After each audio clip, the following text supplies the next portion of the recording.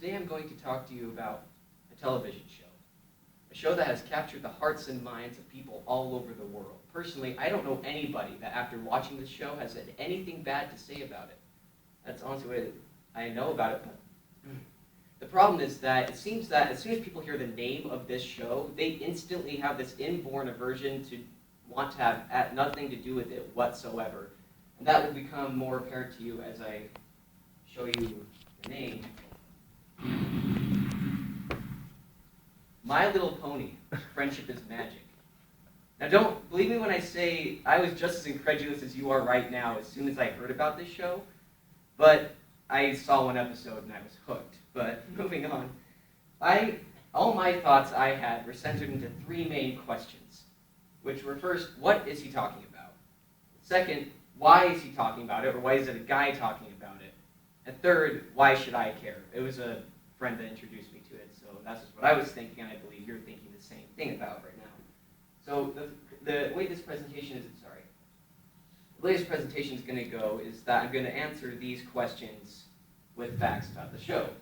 So starting with the main premise. The main premise is that unicorn Twilight Sparkle, yes, there are unicorns, Pegasi, and earth ponies in the magical land of Equestria, is tutor to the most powerful being in existence, namely Princess Celestia. Princess Celestia thinks Twilight spends way too much time in the library reading books about magic, and so she sends her to Ponyville to prepare for the summer sun celebration and to get some friends. But while they're... scroll. Things messing it up. That's Princess Celestia. But while there, Princess Celestia's sister, that had been imprisoned in the moon for about 1,000 years, escapes, and then Twilight and her new friends need to revert her to back another previous form, but that's not important. Yeah, that's Nightmare Moon, and then those are her friends. So the main characters are as follows. First of all, there's Twilight Sparkle. She's very book smart, but socially inept unicorn.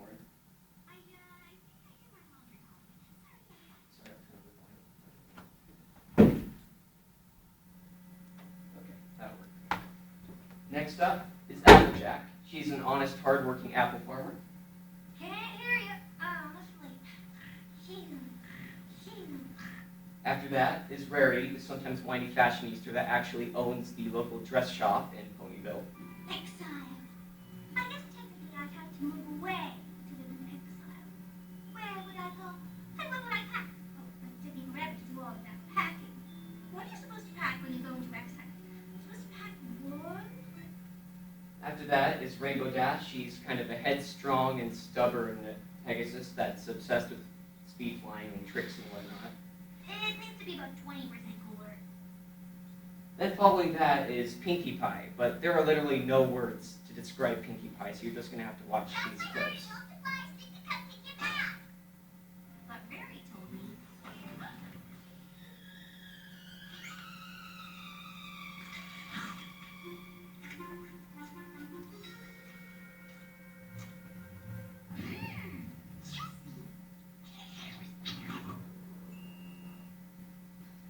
And then lastly is my personal favorite, Fluttershy, the kind, nature-loving recluse, and because she's my favorite, she got the longest clip.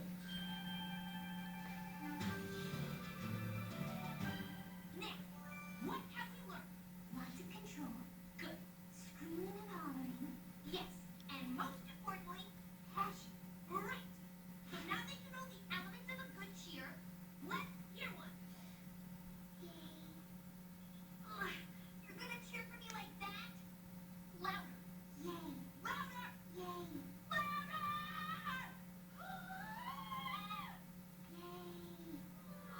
Yay.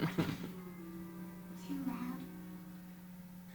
And then lastly is Twilight's personal assistant, Spike Magic Dragon. Extra sprinkles. But he's not as important, so we'll move on. Second question you had earlier, why is a guy talking about this? This show is unique because of a few main characteristics, which are mostly because the people that make this show actually care about making a good show. You can tell just from the quality of it that they've looked into every single detail to make sure that it's a worthwhile thing to watch. It's very unique for any show nowadays to actually have that kind of care about it. Next, the characters are consistent. They stay the same from episode to episode. They're not just faces with interchangeable personalities like other children's shows may be. And lastly, there's a very unique thing about it where it's actually a cartoon. It's very effective at bringing back the classic Looney Tunes style of unrealism, which is very refreshing, as most cartoons nowadays seem to be trying to be as realistic as possible, which doesn't make sense. You're not watching something for realism if it's a cartoon. And the best example is this clip right here. I guess I do.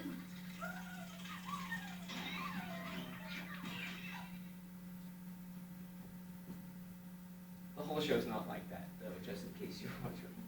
And the last thing is, that's a phrase I came up with myself, O Celestia, the music. The music is really amazing. It's mostly, the music is done by William Anderson and the songs are written by Dan Ingram, but between the two of them, they're like the next John Williams. It really is very, very good music. I'm not kidding about that.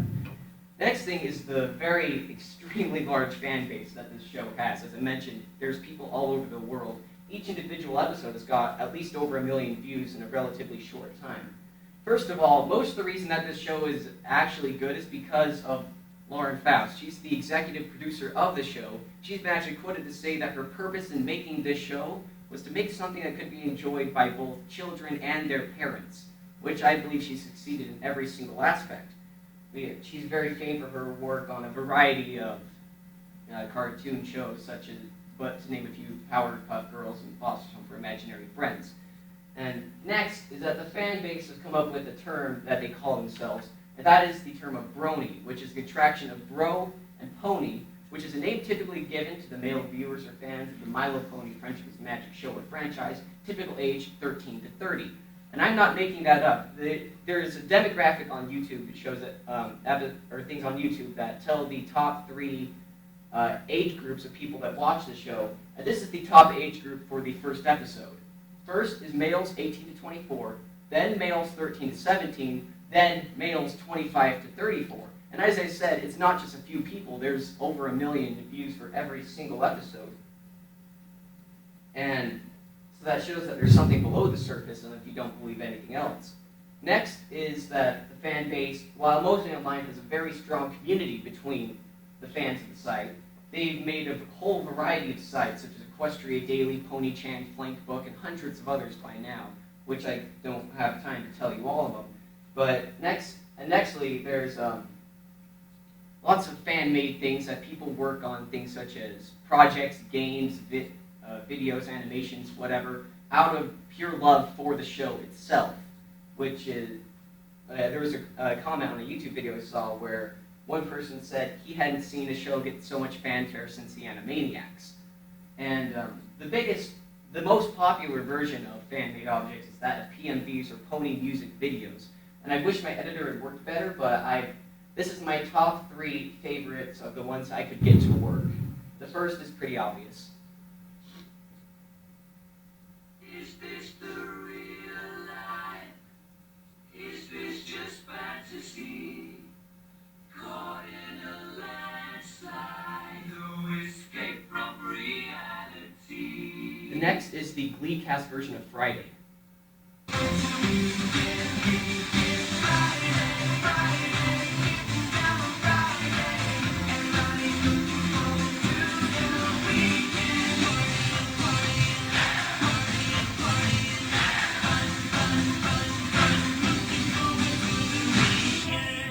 And last is Hero by Skillet. This is most of the reason why men like it so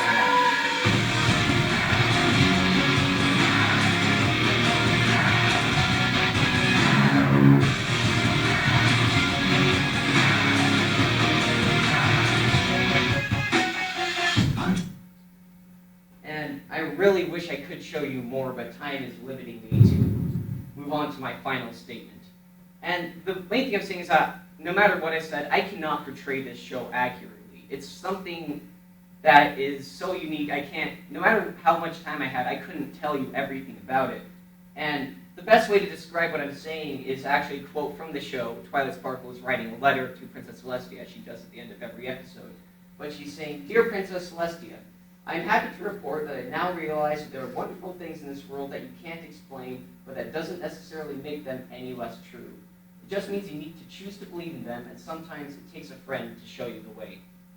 And meanwhile, I really say that I'm not trying to make you become avid fans of the show or even normal fans of the show. I'm just trying to get the truth out there about the show, that it's actually a very worthwhile thing to watch. And that is all I have in my presentation itself. And this is just a sample of the music, but are there any questions or comments anyone has? You watch it online, you said? Yeah, all the episodes are on YouTube. They actually just let them on YouTube just because they get ridiculous amounts of free advertising from it. It's worked well for them. People like it. Mm-hmm. I was thinking the same way. Yeah. Anybody else? Comments, questions, anything? I know you have one. Nobody could get through that without thinking something. Nobody wants to say anything? You watch it? What? My friend introduced it to me. I overheard him talking about it to another friend, and he's like, "Did you see Pinkie Pie break the fourth wall?" I'm like, what are you talking about? And then he told me about it, and then I watched it later at his house after me. I was really surprised, though. Well, that's all. Thank you, ladies and gentlemen, for your time.